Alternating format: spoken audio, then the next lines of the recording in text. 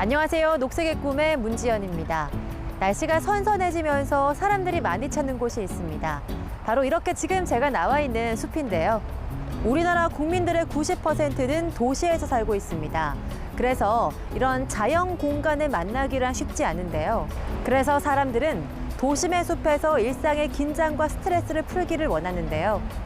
때문에 요즘은 숲세권이란 말이 생겼습니다. 역에서 가까운 곳을 역세권이라고 부르는 것처럼 숲에서 가까운 숲세권이 인기가 좋은데요. 오늘은 우리 주변의 숲을 찾아가 보고 그 숲이 우리에게 어떤 유익을 가져다 주는지 알아보겠습니다. 도심을 벗어나 조금만 눈을 돌리면 만날 수 있는 치유의 공간. 해야 할 일들, 크고 작은 걱정과 고민. 하지만 이곳에서는 일상의 번뇌를 잠깐 내려놓아도 좋다.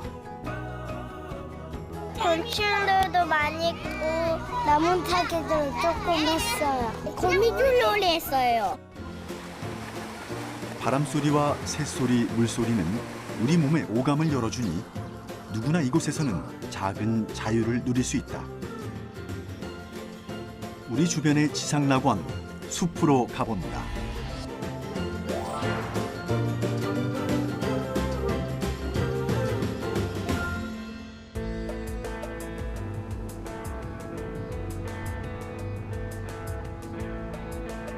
하늘 높이 치솟은 높은 건물들로 빌딩 숲을 이룬 도시. 빽빽하게 건설된 빌딩들과 도로를 점령한 차들. 대한민국 인구의 90%가 이 거대한 도시에 살고 있다.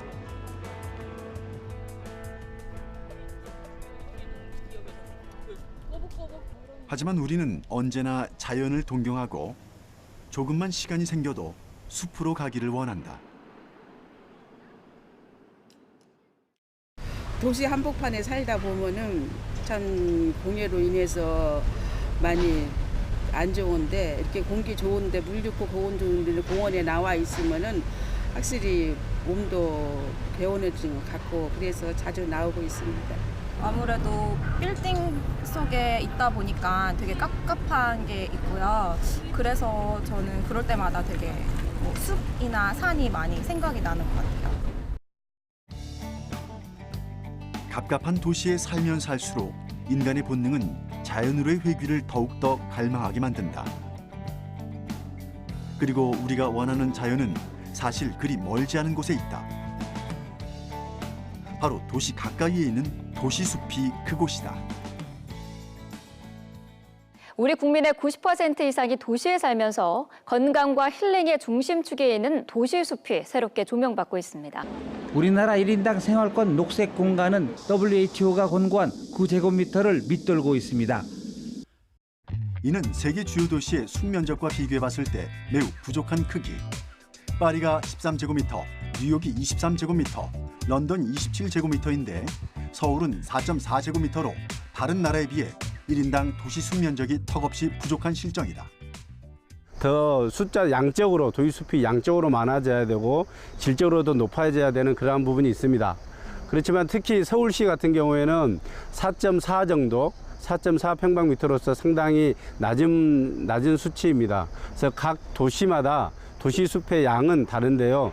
그 도시마다 특성이 있겠지만 이를 도시에 있는 도시숲을 조금씩 더 확충해 나가려고 하는 그러한 정책이 필요합니다.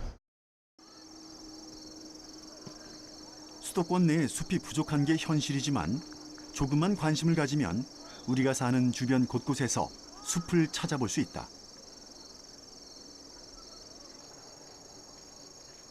몇 년 전부터는 도시숲의 중요성이 떠오르면서 둘레길과 같은 도시숲 산책로가 서울시 곳곳에 생겨나고 있기도 한데 도심 속의 자연과 숲을 찾아 전국 각 지역에서 많은 시민들이 찾고 있다. 앉아서 먹어야지. 안 앉을 거야? 서울시 은평구와 경기도 고양시 경계에 있는 봉사는 도심 가까이에 위치해 있어 이 지역 시민들이 자주 찾는 곳이다. 그동안 잘 알려지지 않은 이름 없는 산 가운데 하나였지만 최근 새로운 가치를 인정받고 있다고 하는데 사람이 많은 것 같아요. 우리는 생태 전문가와 도시 함께 인근이니까요. 서울 봉산의 숨겨진 산책을 가치를 하고 알아보기로 했다.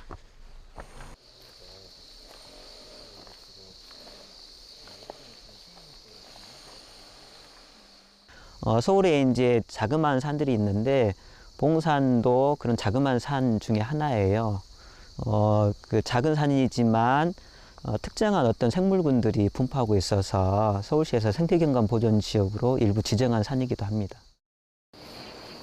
봉산은 희귀성이 높은 식물군이 대규모로 군락을 이루고 있어 지난 2007년 서울시 생태경관 보전 지역으로 지정됐다.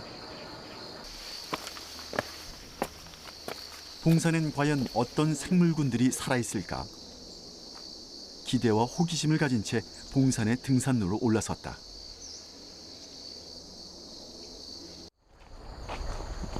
저기 아카시나무 보이네요. 아, 이 저 큰 거요? 예, 저렇게 크게 자라고 뒤쪽에 자라고 있는 나무들. 근데 아카시나무 자체가 콩가식물이면서 착박한 데서 굉장히 잘 자라거든요. 예전에 도시숲이 많이 훼손되거나 했을 때 산을 빨리 그러니까 녹화하려고 많이 심었어요. 그래서 이제 그 흔적이 아직까지 남아 있는 거죠. 이 봉산에서도 아카시나무가 가장 많은 면적을 차지하고 있어요. 우리도 잘 알고 있는 아카시 나무는 토양에 양분이 부족하더라도 공기 중에 질소를 흡수한 뒤 뿌리에 저장해서 잘 자라나는 특징이 있다. 척박한 토양에도 잘 자라는 아카시 나무는 우리나라의 산림을 비옥하게 해준 고마운 나무이기도 하다. 저 정도 된 나무는 그럼 한 몇 년 정도 됐을까요? 보통 한 40살 정도 먹었을 거예요. 35에서 40살 정도. 보통 이제 저런 나무들을 언제 많이 심으면 60년대, 70년대 많이 심었거든요. 1970년대 대대적으로 실시된 도시 녹화 사업으로 전국 각지의 산에는 제일 먼저 아카시 나무가 심어졌다.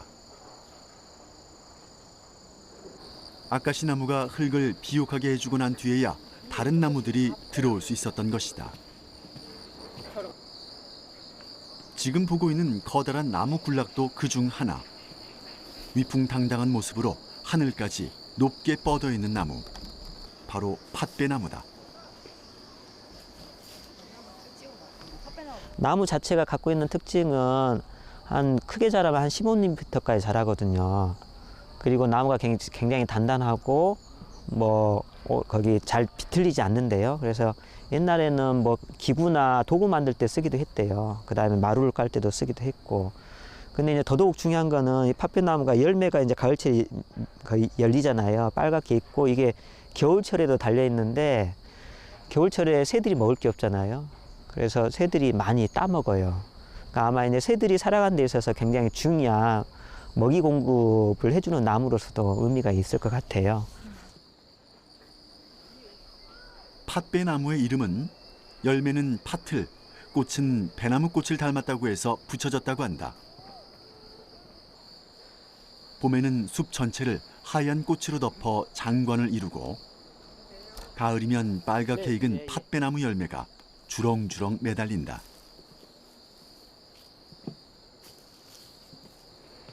이게 지금 열매거든요. 지금 안 익어서 빨갛지 않은데 좀 있으면 빨갛게 변할 거예요. 얘네들 보면 조금씩 빨갛게 변해가죠. 이 모양이 익으면 진짜 팥처럼 생겼어요. 팥배나무 열매는 겨울을 나는 새들의 주된 먹이가 되기도 한다. 여기서부터 보이는 게 이제 다 팥배나무래예요. 그러니까 이게 쭉 큰 군락을 형성하고 있잖아요. 팥배나무는 우리나라 중부지방의 마사 토양에서 생육하는 대표적인 자생 수목으로 햇빛을 좋아하는 나무이나 숲 내부에서 참나무와의 경쟁에 밀려 대규모로 군집을 이루고 있는 경우가 매우 드물다. 하지만 봉산의 팥배나무 숲은 서울 지역에서 찾아보기 힘든 대규모 군락지를 형성하고 있어 희귀성이 매우 높다. 팥배나무 종 자체는 전국에서 볼 수 있는 나무예요. 그리고 이제 군락지도 조금씩 있긴 하거든요. 근데 이제 서울 지역의 경우에는 이 지역이 가장 넓은 면적이어서 그런 특징 때문에 보존의 필요성이 있지 않냐 그렇게 생각한 거죠. 팥배나무 군락지의 체계적인 보존과 효율적인 관리를 위해 지난 2007년 대규모 군락지인 약 7만 3천 제곱미터의 면적이 서울시 생태 경관 보전 지역으로 지정됐다. 하지만 아쉬운 점도 있다. 그동안 숲의 생태적 특성을 고려하지 않은 식재가 무분별하게 이루어져 왔다는 점이다. 도시에 있는 산들이요. 그러니까 이 가장자리 쪽에는 사람들이 인위적으로 식재한 나무들이 많아요. 봉산의 경우 팥배나무 외에 대왕 참나무나 외래종인 중국 단풍나무 같은 나무들이 모여 있다. 나무를 심는 것도 중요하지만 나무의 특성과 생태적인 환경을 고려해 숲을 조성하는 일은 더 중요하다. 훼손된 지역에다 나무를 막 심을 거 아니에요. 나무를 심을 때 이제 이왕이면은 자연 상태에 어울리는 나무를 선정해서 심으면 좋은데 그런 관점이 좀 부족한 게 있다라고 하는 거죠. 온대 남부지방에서 잘 사는 편백나무 역시 중부지방에 있는 봉산과는 잘 어울리지 않는 나무. 최근 산불로 훼손된 산림을 복원하기 위해 심어졌다. 도시숲이 잘 지켜지려면 우리 모두의 관심과 노력이 더 필요해 보인다. 제가 볼 때는 서울에 이런 작은 산이 더 많아졌으면 좋겠어요. 잘 보존도 되고. 그래야 겨우 서울 전체 면적 25% 정도밖에 안 되거든요. 욕심을 내자면 이건 작은 산을 포함해서 나무가 자라는 공간이 한 50% 정도 되면 지금보다 훨씬 더 서울 시민들이 더 건강하고 행복하게 살 수 있지 않냐, 저는 그렇게 믿어요. 아름답게 우거진 도시숲은 사람들에게 심리 안정 효과를 주고요. 또 산책과 휴식을 할 수 있는 좋은 공간도 제공해줍니다. 또한 숲은 자연적으로 기후를 조절해 쾌적한 환경을 제공해주는데요. 그래서 이 미세먼지의 대안으로도 꼽힙니다. 이렇게 숲의 유익한 점이 많이 알려지면서 도심 속에 숲을 조성하기 위한 움직임이 계속되고 있습니다. 도심 속의 허파라고 불리며 재조명되고 있는 숲. 그렇다면 숲의 기능은 뭐가 있을까요? 도시숲은 어떤 기능을 할까? 우리는 도시숲의 정화 효과를 연구하는 곳을 찾았다. 바로 국립산림과학원이다.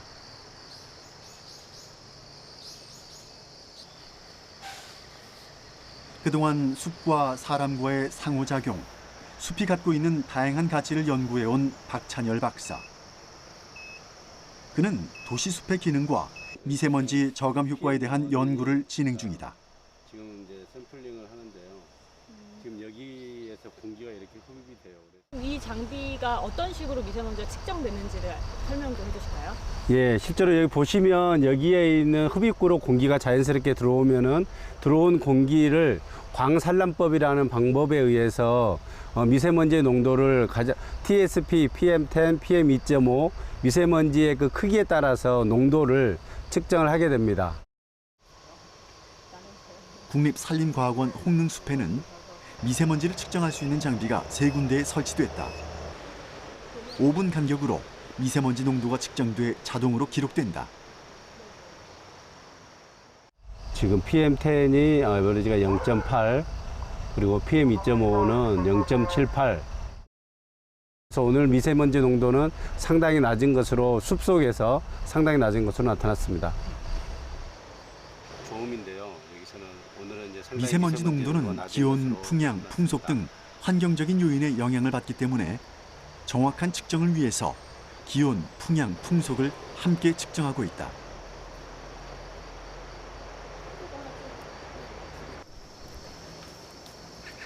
그렇다면 숲속에 있는 수많은 나무들 중에서 미세먼지를 흡착하는 나무의 종류는 따로 있는 걸까?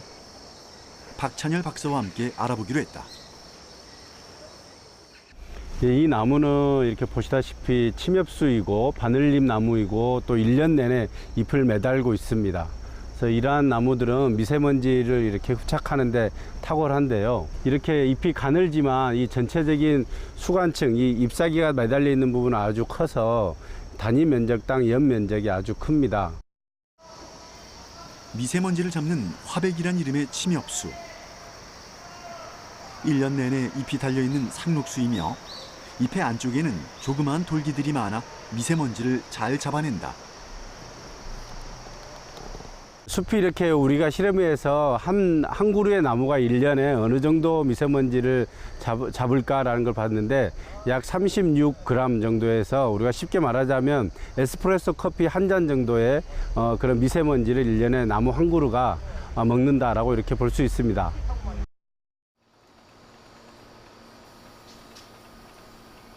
도시숲과 미세먼지 저감의 상관성. 그동안의 연구를 통해 어떤 결과가 나왔는지 정확한 데이터를 통해 다시 한번 확인해 보기로 했다. 예, 실제로 미세먼지는 우리 눈에 보이지는 않습니다. 그래서 이 그림을 보시다시피 머리카락 크기와 비교했을 때 미세먼지는 직경이 2.5 마이크로미터 이하인 PM2.5 같은 건 아주 작습니다. 그래서 실제로 미세먼지를 나무가 어떻게, 잎이 어떻게 흡착하는지를 보려면 이렇게 현미경 사진을 가지고 봤을 경우에 여기에 보시다시피 이 표면에 있는 털이나 돌기에서 미세먼지가 잡히는 모습을 확인할 수 있습니다. 실제로 이 표면에 미세먼지가 어떻게 잡히는지 현미경으로 확대해서 찍은 사진을 보면 잎에 굴곡이 있는 모습을 관찰할 수 있는데 이 굴곡에 의해 미세먼지의 작은 입자가 잡히게 되는 것이다. 약 사람 높이 1.2m 높이에서 미세먼지 농도를 비교한 결과 보시다시피 PM10 같은 경우는 25.6%의 저감을 나타내고 PM2.5는 40.9%. 전반적으로 도심에 비교해서 이 숲에서는 미세먼지 농도가 40% 정도, 최대 40%까지 낮았던 것으로 확인됐습니다. 모든 시간에 있어서 숲에서 미세먼지 농도가 낮습니다.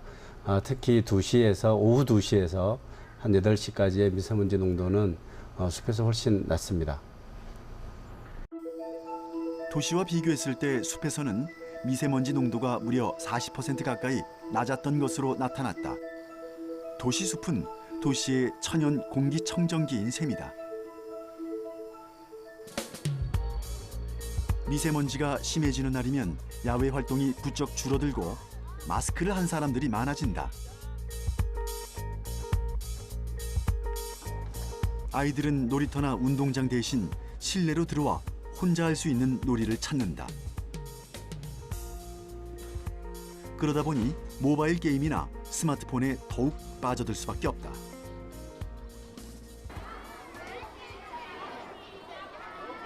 하지만 답답한 실내를 벗어나 숲으로 나서는 아이들도 있다.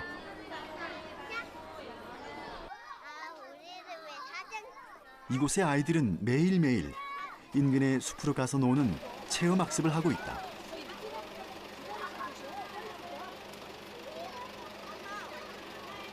아이들이 요즘에 자연을 너무 모르잖아요. 그래서 숲에 나가면 아이 속도대로 자랄 수 있고요.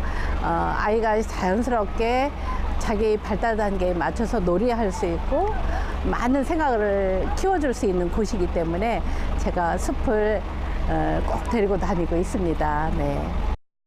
하나, 둘, 셋! 유치원에서 그리 멀지 않은 곳에 위치한 도심 속의 작은 산. 우리가 내게 갈게. 또 오늘 만나고 싶은 숲속 친구 있어요? 하나, 둘, 셋, 넷, 다섯, 여섯, 일곱, 여덟. 둘, 둘, 셋, 숲으로 가기 전 넷, 간단한 다섯, 체조를 하고 여섯, 일곱, 자연스럽게 산을 오르는 아이들.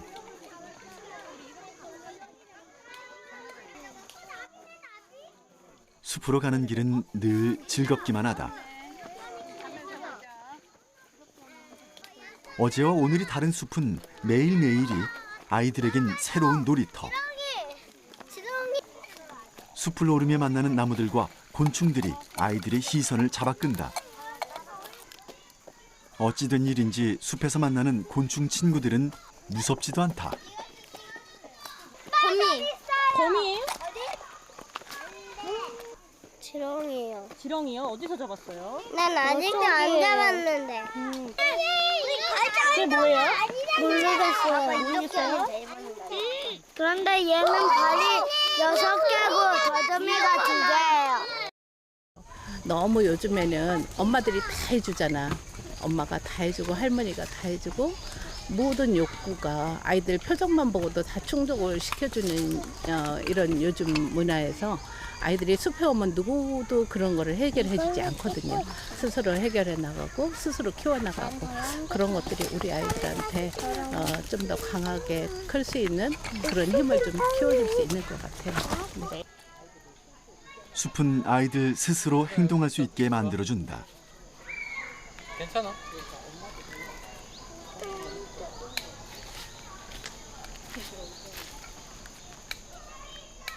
나무 다리를 건너기가 무서워 한참을 망설였던 아이. 하지만 이내 용기를 내서 성큼성큼 앞으로 나아간다.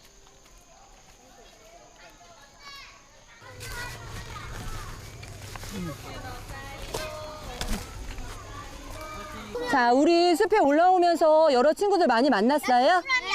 우리 혹시 내가 관찰통에 담아온 친구들 중에서 친구들한테 소개시켜주고 싶은 친구들 있을까요?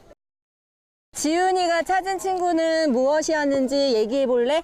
다리는 몇 개인 것 같아요? 다리는 여섯 개. 다리는 6개래. 그리고 더듬이는 2개. 더듬이는 2개고. 개미보다 더 커요. 우선 여기가 환경이 교실하고는 다르잖아요. 뭐 벽이 있거나 뭐 모서리가 있거나 그런 장난감이 또 인위적인 장난감이 있는 그런 환경이 아니라서요. 아이들이 와서 숲에 와서 자기가 주도적으로 많이 놀잇감을 찾아서 자기가 놀았으면 하는 그렇게 하는 환경이고요. 그리고 우선은 이게 막혀 있는 곳이 없잖아요. 그래서 아이들이 되게 자유롭게 많이 뛰어다니는 그런. 숲의 가장 큰 장점은 숲에서 나는 모든 것들이 놀이가 되고 교육이 된다는 것. 숲속에서 아이들은 자연과 호흡하며 몸과 마음을 키워나간다. 숲에 오니까 어때요, 기분이? 신나요. 곤충들도 많이 있고 나뭇잎도 있어서 좋아요. 한참을 숲속 놀이터에서 뛰어놀며 자연과 동화된 아이들. 이런 숲 교육을 통해 아이들은 자연을 사랑하는 법을 배우고 스스로를 사랑하는 법을 알아가고 있다.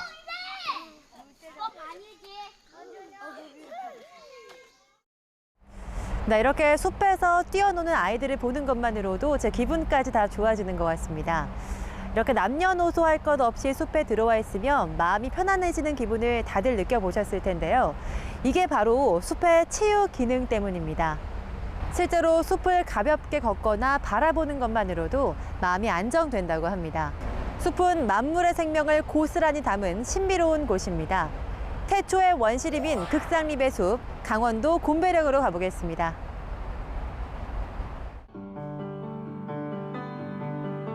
해발 1424m, 한계령을 사이에 두고 설악산과 마주하고 있는 전봉산.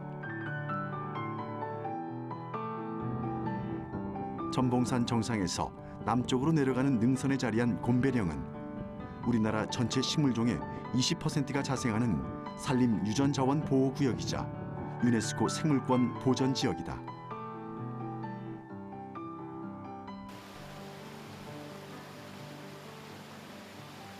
곰배령으로 가는 길에는 눈을 뗄 수 없는 원시림의 비경이 펼쳐진다.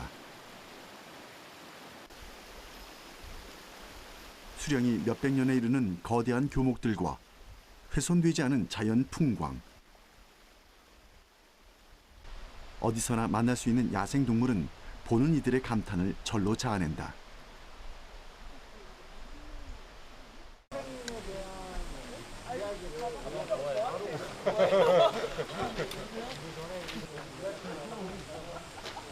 그래서 이곳 곰배령을 보고자 매일 아침이면 전국 각지에서 탐방객들이 몰려든다. 하루에 이 곰배령에 오를 수 있는 탐방 인원은 모두 600명뿐이다. 다른 곳하고 비교했을 때 좀 인위적인 것이 적고 자연 그대로의 모습을 간직한 것이 좀 오고 싶은 그런 계기가 되지 않나 이렇게 생각됩니다. 산림청 홈페이지를 통한 사전 예약제나 마을 민박을 신청한 사람에 한해 출입이 가능한데 신분 확인 후에야 이 입산 허가증을 내준다. 우리나라에서 생태 보존이 제일 잘 된 곳이라고 얘기 들었어요. 그래서 여기를 이번 기회에 찾아왔습니다. 예약을 하기 힘드셨겠어요? 예, 힘들었죠. 그래서 여기 희망자가 폭 많은데도 못 왔어요, 다. 지가 83시거든요. 그런데 이제 이런 데 오는 건 기적이죠, 정말. 이렇게 엄격하게 인원 제한을 두고 있는 건 탐방객으로 인한 자연 훼손을 최소한으로 하기 위해서다.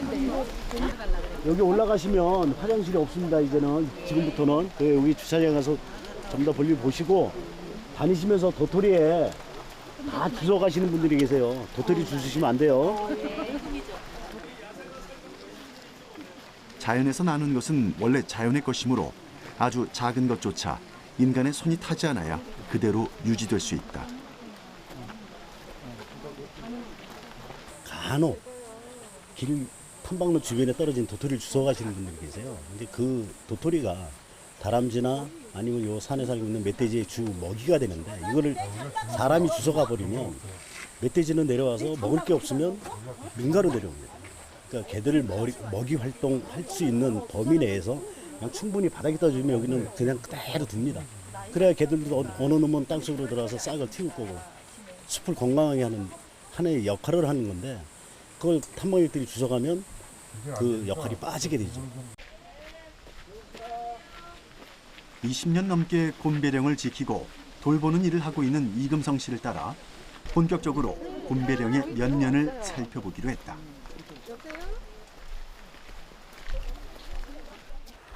보니까 좀 어두워진 것 같습니다. 예. 이 어두워졌다는 얘기는 그만큼 햇빛이 여기 도달을 안 했다는 얘기입니다.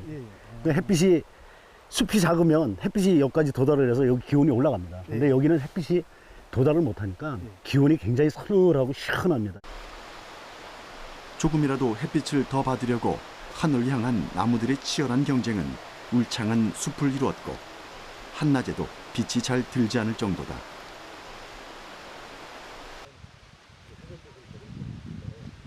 곤배령으로 가는 길은 최소한의 탐방로만 마련돼 있다. 걔네들이 다 죽습니다. 안쪽 숲으로 들어갈수록 길조차 없는 그야말로 원시림 그대로의 모습을 엿볼 수 있는데 다른 곳에선 볼 수 없는 다양한 식생들이 눈길을 잡아끈다.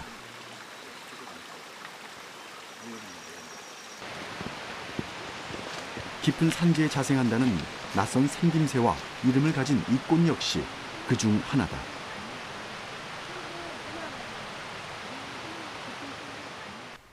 이 꽃은 좀 특이해 보이는데요? 예. 노마 시대 때 그 병정들이 썼던 투구 모양을 닮아서 투구꽃이라 그럽니다. 이 꽃은 투구꽃이라고 합니다. 투구 모양의 꽃잎 밑에 독성의 뿌리를 가졌다. 이름 자체가 투구꽃입니다. 이 멧돼지들이 요 풀은 안 팝니다. 뿌리를 안 먹어요. 아, 멧돼지가요? 이 독초는 잘 안 팝니다. 멧돼지는 미리 알아요. 그걸 본능적으로 아는 모양이에요. 그러니까 이제 이런 꽃들이 많이 있는 데는 훼손이 좀 덜 돼요. 투구꽃 옆에 자생하고 있는 거대한 양치 군락도 눈에 띄는데 이 숲을 오랫동안 지켜온 대표적인 식생이다.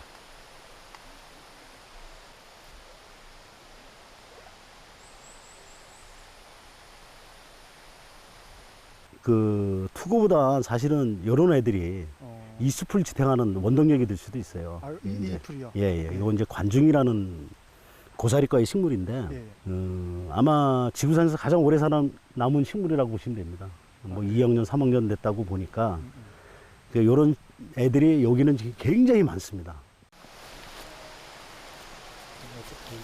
약 2억 년 전부터 번성했던 양치류인 관중이 거대한 군락을 이루어 마치 태고젓 공룡시대의 숲을 떠올리게 한다.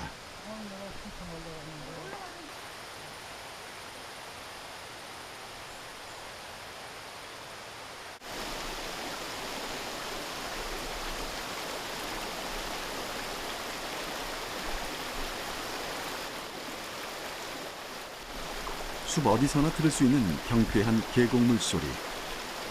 해발 1000m가 넘는 고지임에도 늘 풍부한 계곡물이 넘쳐 흘러 나무와 식생들 그리고 야생 동물들에게 부족함 없는 환경을 만들어주고 있는 이곳은 산림 전체가 거대한 천연 저수지인 셈이다. 일반 사람들은 이 펜스를 넘어가면 안 되니까 숲속으로 들어갈 수도 없고, 또 쟤네들 영역을 인간이 침범 안 하니까 활동을 자유롭게 합니다. 그 곳곳에 개체수들도 많고, 그다음에 자기를 위협하는 동물도 별로 없고, 그러니까 많이 활동을 하죠. 그러니까 사람을 두려워하지 않습니다.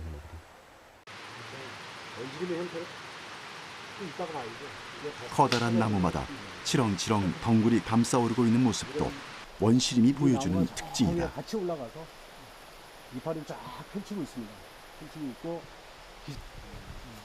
마치 한 마리 뱀처럼 나무를 칭칭 감고 올라간 이 덩굴은 노박 덩굴이라 부르는데, 엉키고 설켜서 도태될 나무들을 자연 도태시킨다. 나무로 보면 불행한 일이지만 이것이 자연의 순리인 것이다.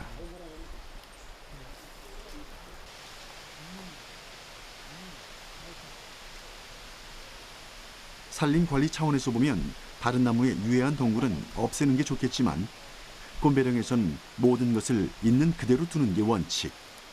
쓰러지고 죽은 나무들 역시 그대로 둔다. 저기는 죽은 나무가 되게 많네요. 예, 저희들은 저기는 안 들어갑니다. 관여도 안 하고. 탐방로에 전혀 직접적으로 영향을 안 주기 때문에 저기는 그대로 둡니다. 쓰러져서 이제 흙으로 돌아갈 때까지 사람이 거의 안 들어갑니다.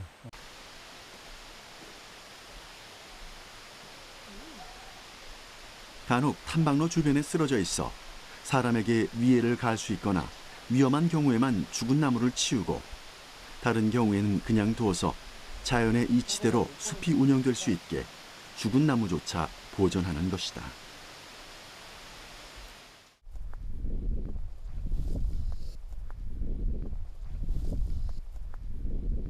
드디어 엄마의 품처럼 넓고 완만한 산봉우리, 해발 1164m의 초지 곰배령에 닿았다. 여기가 곰배령. 예. 거죠. 말 그대로 천상에 온 곰배령입니다. 이제 꽃이 다, 들꽃들이 보이네요. 예, 꽃이 다 진상. 곰배령에 오르니 또 다른 생명의 신비가 열린다. 해발 약 1100m 고지엔 한 그루의 나무도 없는 드넓은 초지가 펼쳐지고, 그 초지에선 각종 야생화가 환상적인 물결을 이루어 천상의 화원이라고도 불린다. 탁 트인 고지대에 철마다 피고 지는 아름다운 꽃들의 향연. 이곳이 바로 야생화의 천국이다. 전봉산 전체가 유네스코 지정 생물권 보전 지역으로 입산이 금지되지만 5km의 탐방 구간에선 귀한 야생화를 만날 수 있다.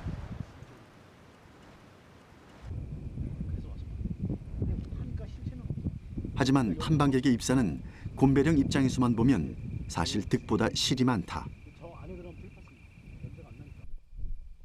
탐방객들의 사소한 행동만으로도 야생동물들을 유인해 초지를 훼손하는 결과를 낳을 수도 있기 때문이다.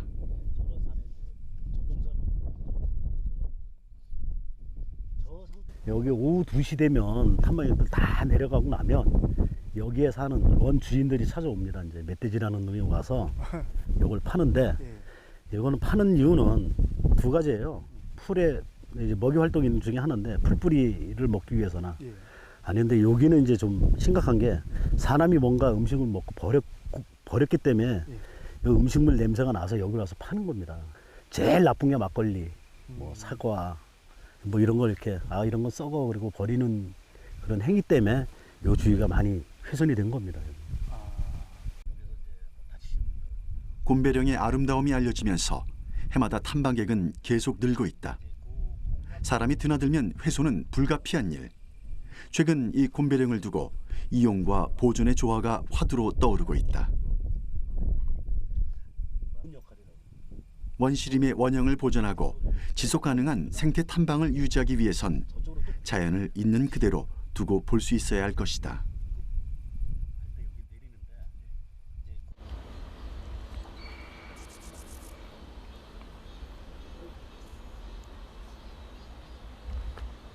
다음 날 다시 곰배령을 찾았다.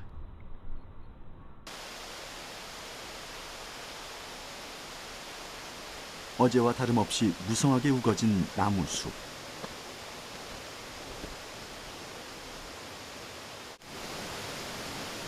깊은 원시림을 헤치고 들어가 나무의 생태를 살펴보고 있는 이는 국립공원관리공단의 오장근 박사다. 우리는 그와 함께 곰배령을 다시 살펴보기로 했다.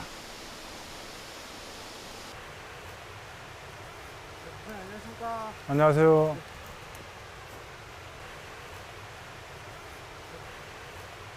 이게 교목층으로 이제 자라면 이렇게 높이가 한 거의 15m 정도.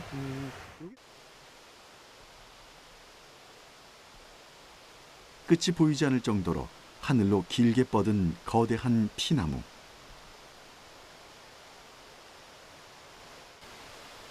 보통 온대지방에서는 8m가 넘는 나무들을 교목층으로 구분하고 있는데 교목 중에서도 지금 보는 피나무는 상당히 큰 축에 속한다. 그러면 이 정도 두께면 얼마나 된 걸까요? 이 정도 크기면은 한 200년 이상은 살아온 것 같습니다. 이렇게 큰 나무가 있다는 것은 숲에서 이제 이런 나무들이 많으면 많을수록 그 숲은 더 이렇게 온시림에 가까운 그런 숲으로 보존이 잘 되고 있다는 증거가 되겠습니다. 얼마나 되나요? 한 직경이 70 정도 됩니다. 70. 높이는 한 15m. 아, 그래요? 그래서 이제 이 피나무가 지금 이 상태는 한 15m 정도 자라는데요.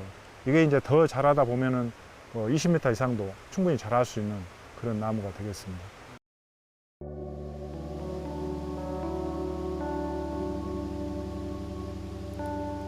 사람 키 정도의 관목을 지나 2m에서 8m까지의 아교목에 이르고 그 단계를 지나 형성된다는 최상층, 숲의 마지막 단계라 불리는 극상림이다. 지금 보고 있는 피나무들이 거대한 군락을 이루어 극상림의 숲을 형성하고 있다.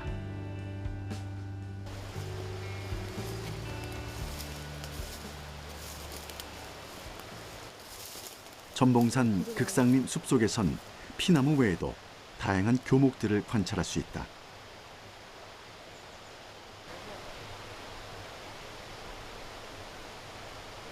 서나무라고 불리는 이 나무 역시 극상림의 숲을 만드는 데 중요한 역할을 하는 교목층으로 곰배령 곳곳에 큰 군락지가 있다.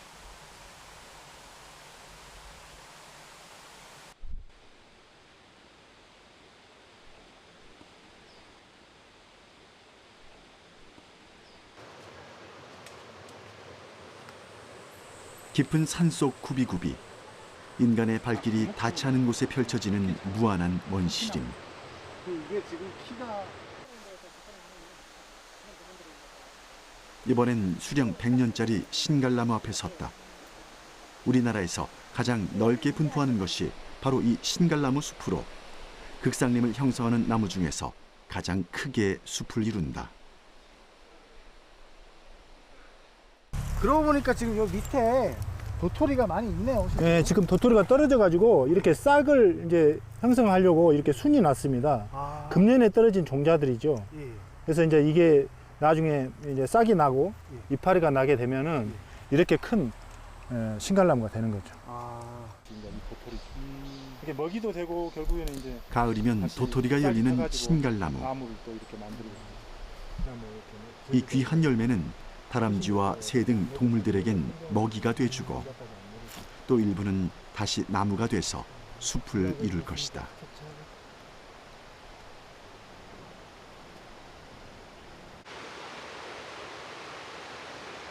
한없이 너른 품을 가진 숲에선 늘 생명의 탄생과 소실이 이어지고 있다. 얼마나 올라왔을까? 현재 고도를 한번 측정해봤다.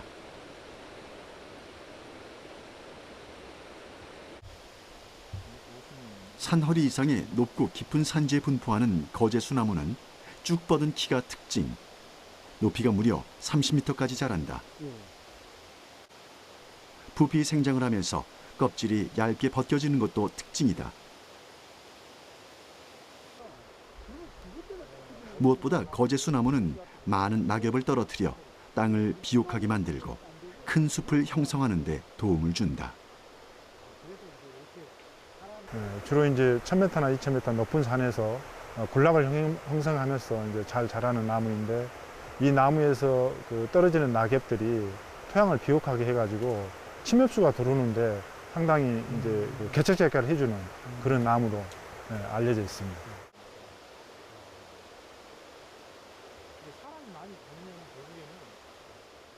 식물천이의 마지막 단계라 불리는 화렵수 극상림. 하지만 오랜 세월과 함께 또 다른 천이가 일어나면 언젠가 침엽수 군락을 보게 될 수도 있을 것이다.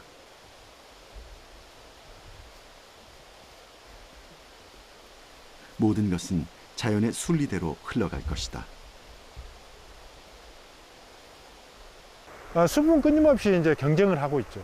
이제 종들이 바꿔져 가고 또 다른 종들이 들어오고, 원래 있었던 그 자리에 이제 많은 세월들이 지나고 또 원래 있었던 종들이 생기고, 그런 것들을 반복을 하는 거죠. 화렵수가 이룬 극상의 원시림과 각종 야생화가 이룬 아름다운 천상의 화원. 이를 개발해야 한다는 입장과 제한해야 한다는 입장이 팽팽하다. 무엇이 자연을 위하는 일인지 진지한 고민이 필요해 보인다. 깊은 산속 굽이굽이 수령들이 이뤄낸 극상림의 숲. 곰배령에는 모든 것들을 있는 그대로 두는 원칙이 있다는 게 참 인상 깊었습니다. 쓰러지고 죽은 나무들 역시 치우지 않고 있는 그대로 뒀는데요. 숲을 보존하는 방식에는 여러 가지가 있겠지만 여기서는 인간의 방식보다는 자연의 방식을 선택하고 있었습니다. 이것이 숲을 보존하는 가장 최선의 방법이 아닐까 싶습니다. 오늘 제가 준비한 이야기는 여기까지입니다. 다음 시간에 돌아오겠습니다.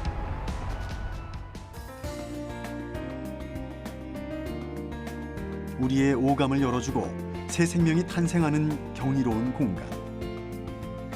그저 바라보고 있는 것만으로도 우리에게 편안함을 주는 숲. 숲의 치유력은 우리가 아는 것보다도 훨씬 더 위대하다. 삭막한 도시를 벗어나 잠시라도 숲이 주는 휴식을 느껴보길 바란다.